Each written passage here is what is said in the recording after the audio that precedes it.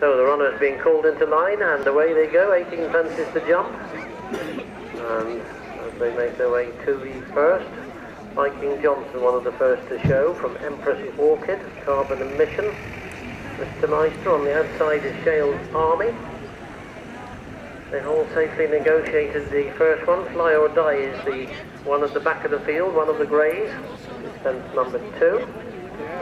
And Viking Johnson leads them from on the inside, the yellow and blue of Empress Orchid. And in third place on the outside is Mr. Meister. On the inside of that one, Carbon Emission.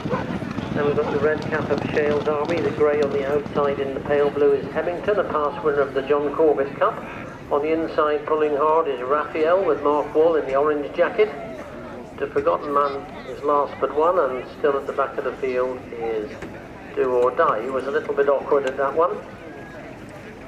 So they've all safely negotiated fence number 3. So they head up towards Brampton Bryan Village and face a right-hand bend, which will then take them to the cross fence, which will be fence number 4. And as they make that turn, Viking Johnson and Johnny Fluke lead by 2.5 lengths from Empress Orchid and Annie Dalton. Then in third place on the inside is Carbon Emission. Mr. Meister comes next, then Shales Army, Hemmington, Raphael, The Forgotten Man. Up then to the red jacket of Host Nation, and still bringing up the rear is Fly or Die. So into the back straight for the first time on towards another plain fence, fence number 5.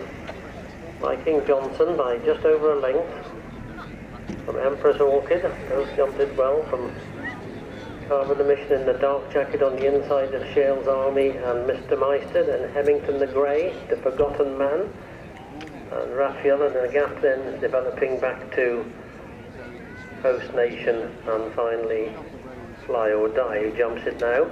They've all safely negotiated that first open ditch. One more fence down the riverside, which is fence number 7. And Viking Johnson's made virtually all the running so far. Leads by about 1/2 to 3/4 of a length from Empress Orchid. Got in very close there, did Viking Johnson. Was virtually joined by Empress Orchid.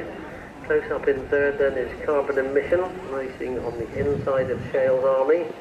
Then a line of 3 on the inside, Raphael, on the outside Mr. Meister. Between them is one of the greys, Hemmington.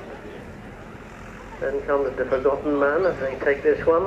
They're clear of Host Nation and Fly or Die. Mistake there by Mr. Meister, who's being pushed along now by Jeremy Mayo, but still in touch with the leaders as they swing right-handed, and just about completed a circuit now as they race back towards us, on towards fence number 9, the 18, and up front it's still Viking Johnson in the gold jacket from Empress Orchid, virtually joined by Empress Orchid in that one.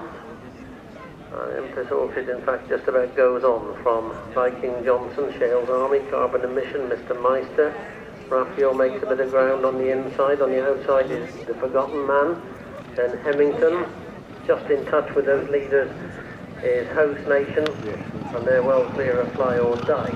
So a circuit ahead of them, and the race now towards fence number 11. And Annie Dalton and Empress Orchid take it up from Viking Johnson, but pretty close behind then comes Shales Army, Mr. Meister, Carbon Emission. On the outside making headway is The Forgotten Man, then comes Hemmington, and also Raphael.